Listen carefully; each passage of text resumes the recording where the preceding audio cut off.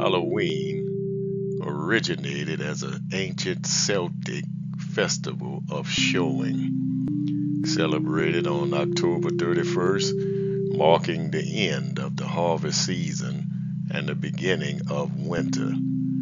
During showing, it was believed that the boundary between the living and the dead was blurred, allowing spirits to cross over into the physical world. Bonfires were lit and costumes were worn to ward off the malevolent spirits. As Christianity spread, showing was integrated into the Christian calendar as All Hallows Eve, the night before All Saints Day. The integration of showing into Christianity was largely facilitated by the early Christian church as it sought to convert pagan communities in Europe. In the 17th century, Pope Boniface IV introduced All Saints' Day or All Hallows Day to honor all Christian martyrs, which was initially celebrated on May 13th. Later in the 8th century, Pope Gregory III moved All Saints' Day to November 1st, aligning it with showing.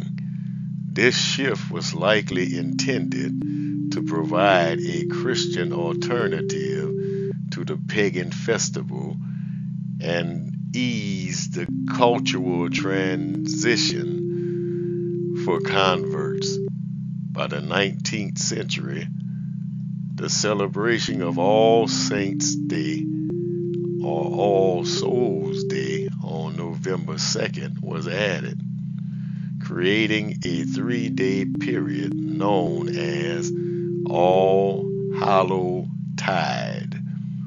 This time frame allowed for honoring the dead and resonated with the Celtic theme of showing. Over time, the evening before All Saints' Day became known as All Hallows Eve or Halloween, blending Christian and pagan customs into the holiday we recognize today.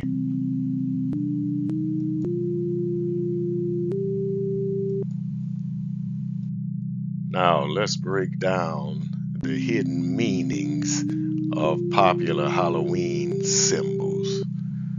Jack-o'-lantern, originally carved turnips, were used to ward off evil spirits during showing.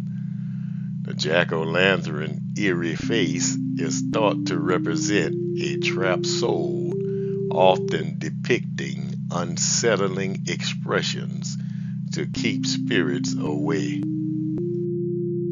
Ghosts and spirits. Halloween is associated with the belief that the soul of the dead roam the earth. Ghost imagery reflects this tradition, or spirits returning for a short time, bringing themes of haunting and mystery to the holiday. Witches and broomsticks. Witches have become a symbol of Halloween, often linked to the medieval belief that they practiced dark arts, and their association with broomsticks symbolizes flight and the belief that witches could transcend the physical realm. Black cats. In the Middle Ages, black cats were thought to be familiars of witches, or even shape-shifted witches. They symbolize mystery, misfortune, and the supernatural, bringing an air of danger to Halloween's lore. Spiders and webs. Spiders are symbolic of death, entrapment, and the supernatural. Webs in Halloween imagery represent the ancient, mysterious, and haunted places often associated with the holiday's dark theme. Bats. Bats, being nocturnal and often seen around bonfires during showing, were believed to be messengers between worlds. They symbolize mystery and the unseen aspect of the supernatural. The questions are: why would the Catholic Church integrate a pagan practice into Christianity?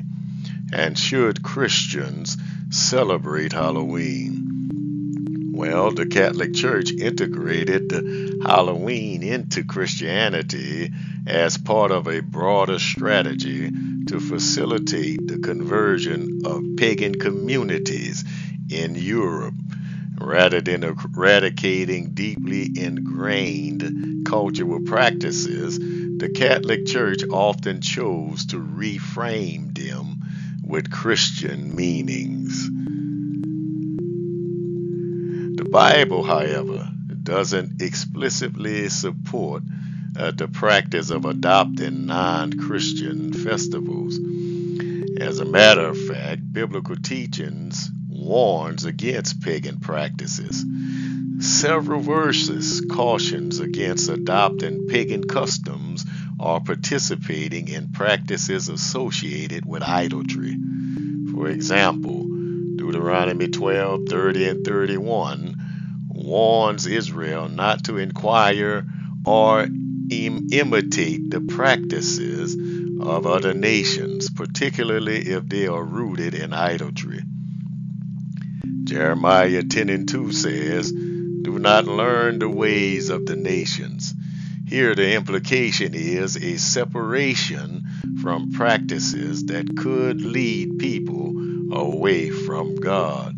These passages could suggest that blending Christian beliefs with pagan practices, such as those originally found in showing, might not align with biblical guidance for keeping worship pure and devoted to God alone. Contextual adaptation for evangelism. The Apostle Paul demonstrated a form of adaptation in 1 Corinthians 9, verses 19 through 23, where he speaks of becoming all things to all people in order to spread the gospel. Paul adopted his approach depending on his audience, though he was careful not to compromise the core tenets of his faith. Now, some may interpret this as supporting the church's strategy of integrating cultural festivals as a way to make Christianity accessible to different groups. However, Paul's approach didn't involve adopting or endorsing practices he deemed incompatible with Christian faith. Rejecting superstition and idolatry. You ought to hear me today. 1 Corinthians 10, 20 and 21 says, "The sacrifices of pagans are offered to demons and not to God, and I do not want you to be participants with demons. You cannot drink the cup of the Lord and the cup of demons too." This suggests a strict stance against mingling Christianity faith with pagan elements that are idolatrous or superstitious, particularly when such practices could mislead believers. Spiritual discernment and transformation. Romans 12 and 2 advises believers to avoid conforming to the patterns of this world and to seek transformation through the renewal of their minds. This passage emphasizes discernment and a break from worldly influences, which some interpret as a call to avoid practices that could dilute or contradict Christian teachings. Avoiding participation in darkness. Oh, you ought to hear me. Ephesians 5 and 11 instructs believers have nothing to do with the fruitless deeds of darkness, but rather expose them. Halloween traditionally includes themes of darkness, fear, and death, elements that the Bible associates with spiritual darkness rather than the light of Christ. Some Christians may feel that participating in Halloween activities, particularly those focusing on horror, occult symbolism, or glorifying fear, contradicts their commitment to a faith rooted in love, hope, and truth. Separating from pagan practices. Deuteronomy 18:10 and 13, 10 through 13 warns against practices that the Lord deems detestable, such as divination, sorcery, and speaking with the dead. Although Halloween celebrations today are largely secular, the holiday's roots are linked to superstition, spirit communication, and other practices the Bible discourages. For some Christians, the historical pagan roots of Halloween make it inappropriate for them to participate, as it might feel like a compromise with beliefs the Bible opposes. Being a witness in the world. You ought to hear me. Matthew 5:14 through 16 calls Christians to be the light of the world and to let their light shine before others. Some Christians choose to celebrate Halloween in a way that shines the light of Christ, such as hosting harvest festivals or trunk or treat events where children can enjoy safe, positive activities while hearing about God's love. By reframing Halloween in a way that doesn't glorify darkness, some believers aim to make a positive impact on their communities, using the holiday as an opportunity to share their faith. Avoiding stumbling blocks for others. Romans 14:13 through 23 emphasizes being mindful not to cause others to stumble in their faith.